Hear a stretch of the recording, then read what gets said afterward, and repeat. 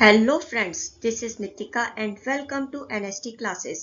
आज हम इस वीडियो में एनसीईआरटी ज्योग्राफी क्लास 8 का चैप्टर 2 कंटिन्यू करेंगे, जो है land, soil, water, natural vegetation and wild life resources. तो चलिए शुरू करते हैं। हम सभी जानते हैं कि सॉइल यानी मिट्टी, लेकिन सॉइल की डेफिनेशन क्या होती है? सॉइल की डेफिनेशन है The thin layer of grainy substance covering the surface of the earth is called soil. मतलब पृथ्वी की सतह पर दानेदार पदार्थ की एक पतली सी लेयर होती है, उसे सॉइल कहते हैं। सॉइल जमीन से जुड़ी हुई होती है, इसलिए भू आकृतियां ये निश्चित करती हैं कि सॉइल किस प्रकार की होगी। लैंड फॉर्म्स सॉइल का प्रकार कैसे निर्धारित करते हैं, वो हम अभी समझेंगे, लेकिन पहले जानते हैं कि सॉइल किन किन चीजों से बनती है।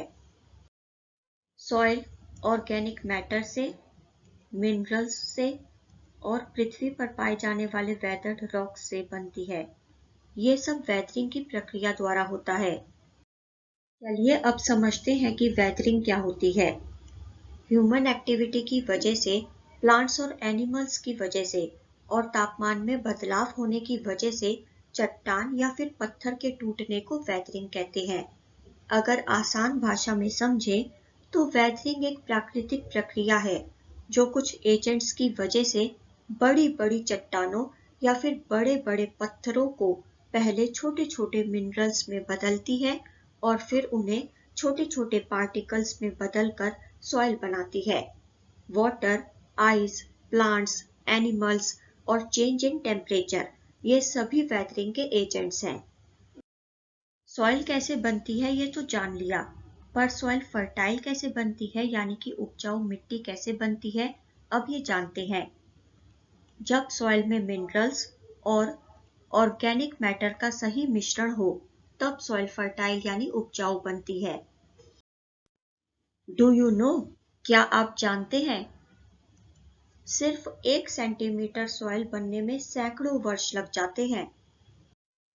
Soil profile.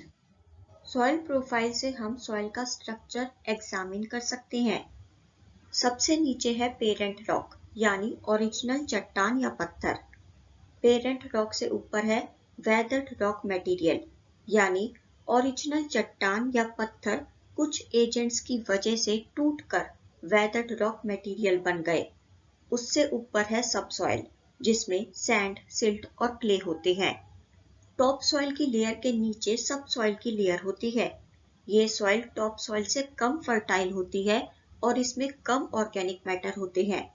सब सॉइल स्मॉल पार्टिकल्स जैसे सैंड, सिल्ट और क्ले के मिश्रण से बनी हुई होती है। सॉइल की सबसे ऊपर की लेयर होती है टॉप सॉइल। टॉप सॉइल में सबसे ज्यादा पोषक तत्व और उपजाऊपन होता है। टॉप सॉइल में ह्यूमस होता है। ह्यूमस डिकम्पोज्ड ऑर्गेनिक मैटर होता है जो mostly dead plants, dead insects आदि से बनता है। ह्यूमस सॉइल की फर्टिलिटी को बढ़ा देता है। तो सबसे ऊपर होती है टॉप सॉइल से नीचे होती है सबसॉइल, फिर वेदर्ड रॉक मटेरियल और सबसे नीचे होता है parent rock. Factors of soil formation. अलग अलग जगहों में क्लाइमेट अलग होता है और सॉइल फॉर्मेशन का प्रोसेस भी हर जगह अलग होता है। सॉइल का बनना कुछ फैक्टर्स पर डिपेंड करता है, जैसे nature of the parent rock. The parent rock is the original rock from which young rocks and soils are formed. Soil किस प्रकार की बनेगी ये डिपेंड करता है कि पेरेंट रॉक कौन सा है। फॉर एग्जाम्पल, मड स्टोन से क्ले सॉइल बनेगी, सैंड स्टोन से सैंडी सॉइल बनेगी। Second is climatic factors. हर जगह का क्लाइमेट अलग अलग होता है। फॉर एग्जाम्पल, अगर किसी जगह पर ज्यादा बारिश होती है तो वहां वेदरिंग और सॉइल डेवलपमेंट दोनों की प्रक्रिया बढ़ जाती है।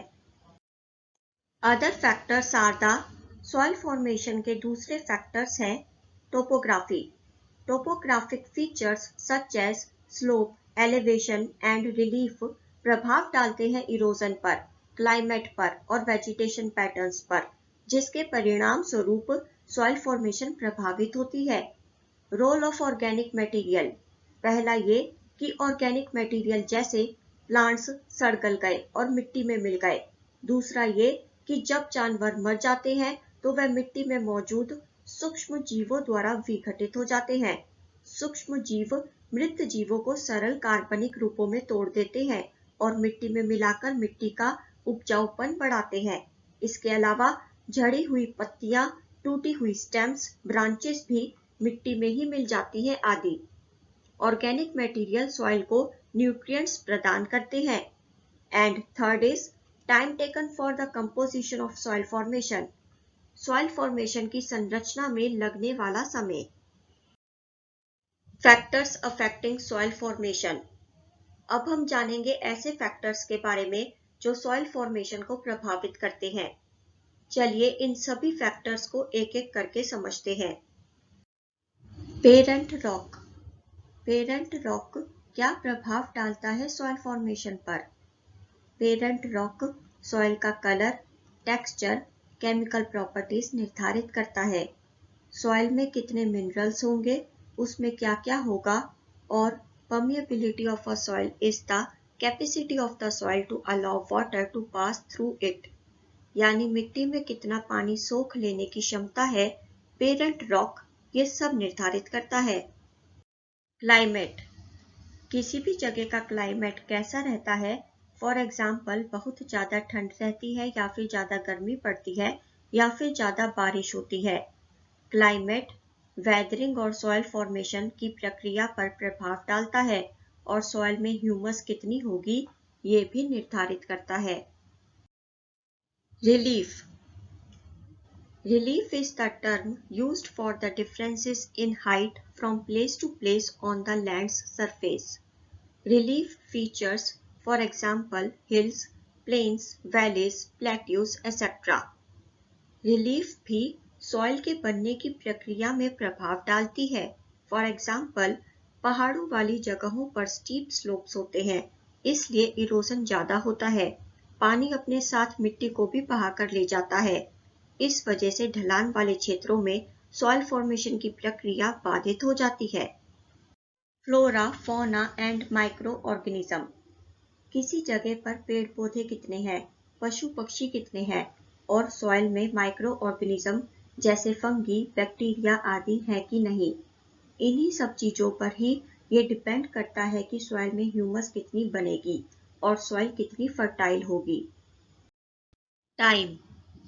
ये कहा जा सकता है कि सॉइल जितनी पुरानी होगी उतनी ही थिक होगी, यानी सॉइल कितनी थिक होगी ये टाइम पर ही निर्भर करता है।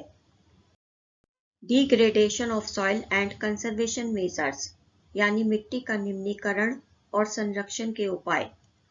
हमारे लिए सॉइल एक रिसोर्स है, पर सॉइल इरोजन और सॉइल डिप्लीशन यानी मिट्टी का ह्रास ये दोनों ही सॉइल के लिए प्रमुख खतरा है। ह्यूमन और नेचुरल इन दोनों फैक्टर्स की वजह से सॉइल की हानि होती है। ये दोनों सॉइल की हानि के लिए प्रमुख फैक्टर्स हैं। पर सॉइल की हानि के लिए कुछ और फैक्टर्स भी रिस्पॉन्सिबल हैं, जैसे डिफॉरेस्टेशन यानी वनों की कटाई। फॉरेस्ट हमारे लिए बेहद जरूरी है क्योंकि फॉरेस्ट से हमें बहुत महत्वपूर्ण चीजें मिलती हैं, पर मनुष्य अपने स्वार्थ के लिए वनों की कटाई करता जा रहा है, जिस वजह से सॉइल इरोजन भी ज्यादा होता है। Over grazing. लोग अपने भेड़ बकरियों, गायों, घोड़ों जैसे पालतू पशुओं को घास चराने के लिए वन में ले जाते हैं। पशुओं द्वारा अधिक चराई की वजह से सॉइल इरोजन और सॉइल का ह्रास हो रहा है। Over use of chemical fertilizers और पेस्टिसाइड्स। सॉइल के लिए ऑर्गेनिक मटेरियल बहुत अच्छा रहता है, पर केमिकल फर्टिलाइजर्स और पेस्टिसाइड्स के ज़्यादा इस्तेमाल से सॉइल की फर्टिलिटी कम होती है। इनके ज़्यादा इस्तेमाल से ट्रीज और प्लांट्स परमानेंटली डैमेज हो सकते हैं। ज़्यादा फर्टिलाइजर्स की वजह से नमक की मात्रा ज़्यादा हो जाती है और इससे सॉइल बदल जाती है। इस वजह से लाभकारी सॉइल माइक्रो ऑर्गेनिजम्स को नुकसान पहुंचता है। Rain wash. यदि किसी जगह पर भारी बारिश हो तो इस वजह से टॉप सॉइल नष्ट हो जाती है। हम ये भी कह सकते हैं कि सॉइल की फर्टाइल लेयर नष्ट हो जाती है। सॉइल इरोजन ज्यादा होने की वजह से सॉइल के सारे न्यूट्रिएंट्स नष्ट हो जाते हैं। लैंडस्लाइड्स।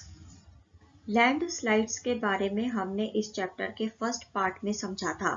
अगर आपने पहला पार्ट ना देखा हो तो वीडियो का लिंक आपको डिस्क्रिप्शन बॉक्स में मिल जाएगा। लैंडस्लाइड्स की वजह से भी सॉइल का ह्रास होता है। फ्लड्स। बाढ़ आने पर सब कुछ तो नष्ट होता ही है, पर सॉइल इरोजन भी बहुत होता है। बाढ़ की वजह से लैंडस्लाइड्स भी हो सकते हैं और इस वजह से भी सॉइल को बहुत नुकसान पहुंचता है। Some methods of soil conservation are listed below, यानी मृदा संरक्षण की कुछ विधियां इस प्रकार हैं, जैसे मल्चिंग यानी घास पात से ढकना। मल्चिंग एक ऐसी प्रक्रिया है जिसका उपयोग मिट्टी में नमी बनाए रखने, खरपतवारों को दबाने, मिट्टी को ठंडा रखने और सर्दियों में पाले की समस्या से पौधों को सुरक्षित रखने के लिए किया जाता है। प्लांट्स के बीच की खाली जगह को सूखी घास से ढक दिया जाता है जिससे सॉइल में नमी बनी रहे। Counter barriers. काउंटर बैरियर्स में बैरियर्स बनाने के लिए पत्थरों, घास, जीवित वनस्पतियों आदि का उपयोग किया जाता है और बैरियर्स के सामने पानी इकट्ठा करने के लिए ट्रेंचेस यानी खाइयां बनाई जाती हैं। इससे सॉइल इरोजन को रोकने में बहुत सहायता मिलती है। Rock dam. नदी के पानी के तेज बहाव को धीरे करने के लिए नदी के बीच में पत्थरों का ढेर लगा दिया जाता है। इससे पानी का बहाव धीमा हो जाता है और मिट्टी का ह्रास नहीं होता। ये गलीज बनने से भी बचाता है। गलीज होता है इरोजन की वजह से खाइयां बन जाती हैं। Terrace farming. पहाड़ी इलाकों में पहाड़ों की ढलानों पर सीढ़ियों के आकार के छोटे छोटे खेत बनाए जाते हैं। ये सॉइल की हानि होने से बचाते हैं। बारिश का पानी नहीं बहने की वजह से सॉइल इरोजन भी नहीं होता। इंटरक्रॉपिंग। एक ही खेत में क्रम से रोज बनाकर अलग अलग फसलों के बीजों को अलग अलग समय पर बोना, जिससे बारिश के पानी के साथ सॉइल ना बहे। Counter ploughing. खेत में हॉरिजॉन्टली फसल उगाई जाती है और बीच में खाली जगह छोड़ी जाती है, या कह सकते हैं कि खाइयां बनाई जाती हैं जिससे मिट्टी ना बहे और पानी उन खाइयों में ही इकट्ठा हो। ये पहाड़ी इलाकों में ज्यादा होता है।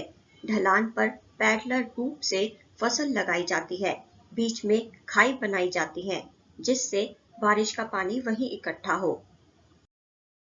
Shelter belts.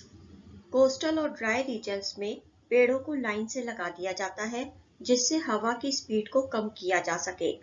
ऐसा करने से एग्रीकल्चरल लैंड पर फर्टाइल सॉइल का इरोजन कम होता है। अगर आपको वीडियो अच्छी लगी हो तो वीडियो को लाइक करें और शेयर करें। अपने विचार कमेंट करके बताएं। चैनल को सब्सक्राइब जरूर करें और सब्सक्राइब करने के साथ नोटिफिकेशन बेल को प्रेस करके ऑल पर क्लिक करें।